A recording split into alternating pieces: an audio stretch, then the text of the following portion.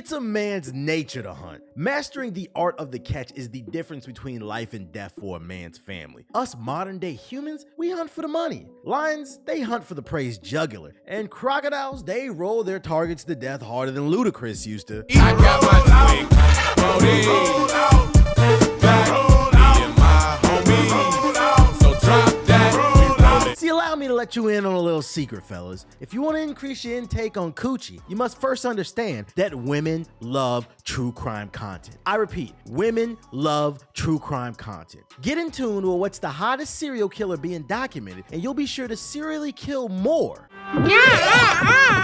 And the biggest true crime content out right now is coming out of the Netflix camp. They just dropped a TV drama called Dahmer, and it's no way you haven't heard about it. It's been the talk of the internet. I mean, you got people dressing as him for Halloween. They're discussing it all over Twitter, and I wish I was making this up. I don't have a screenshot. I wish I would have took one. But I saw someone in NBA 2K23 named Jeffrey Dahmer, and yes, I laughed. It was clever and it was funny. Sue me. Hell, you even have women on TikTok gushing over him, claiming he was misunderstood and he was sexy. You don't believe me? Playback did a great video on this subject, and you should check it out because it is very disturbing. Now, I was born in 1990, and Mr. Dahmer's case went to trial in 1992, so it's safe to say the reason I wasn't too familiar with this story is because I was just a baby. And now that I'm a grown man, I feel conflicted about this type of content. On one hand, I do believe it's important to teach history or we're doomed to repeat it, but on the other hand, I empathize with the families of the victims who have wounds reopened. These people were not compensated for their likeness used in the show, and they weren't even made aware of the project's production before the release of it. I think Dahmer would have been best served as a documentary, something similar to Who Killed Malcolm X, also available on Netflix if you're looking for another dope recommendation. Documentaries are cool because you get to learn, but in a more historically accurate context that reminds you that this is a real thing that happened or it's still happening. But Dahmer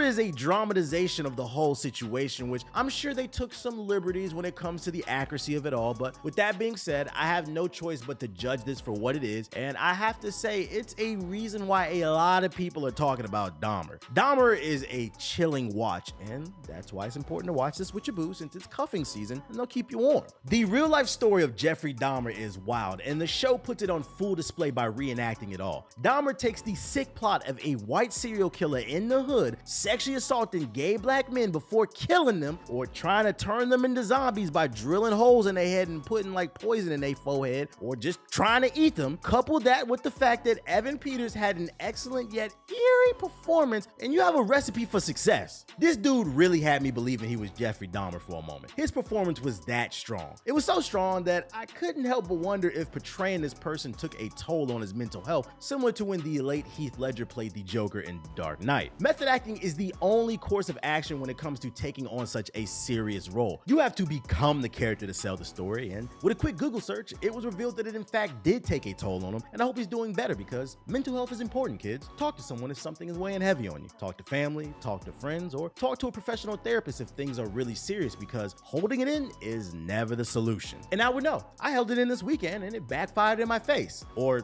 shall I say their face, because this weekend I got a massage, and when the masseuse put too much pressure on my lower back, you know, it puts that pressure on your stomach, I ended up farting, and it was pretty awkward, not gonna lie. But hey, I guess I shouldn't have held it in, huh? Jokes aside though, that's a true story.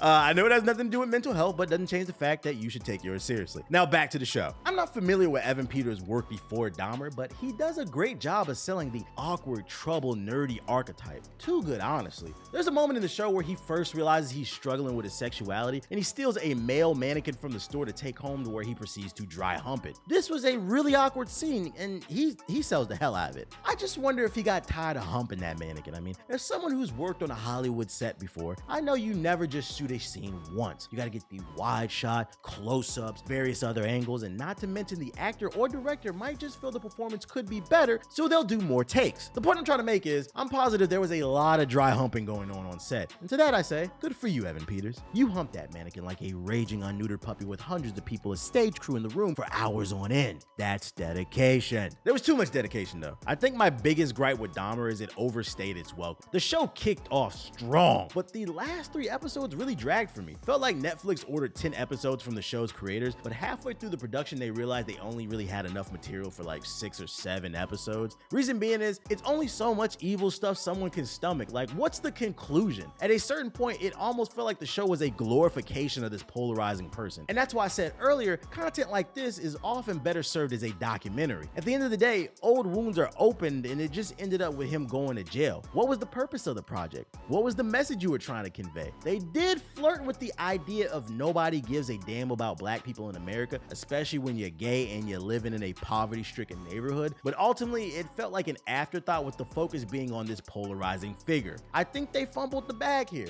Netflix had a real opportunity to convey a message without being preachy since they took the entertainment route instead of a documentary. Even the trial portion, it felt more centered around the concept of him just being a serial killer. The point is, Netflix tiptoed around the concept of the only reason he got away with all this is because the police ain't in the hood to help nobody. Now, my last statement would have been a great way to end this video with my patented "I'm just saying" catchphrase, but I didn't want to end this video on a heavy note. So instead, allow me to address the title of the video. My biggest question about Netflix's Dahmer is, I wonder how many of you didn't finish the series because you and your boo thing never answered Netflix when it asked you. Are you still there? Now, only adults will get that joke, and if you did, you're nasty. Partaking in the birds and the bees during a serial killer show? You ought to be ashamed. I guess Jeffrey wasn't the only one killing something, but hey, I'm just saying.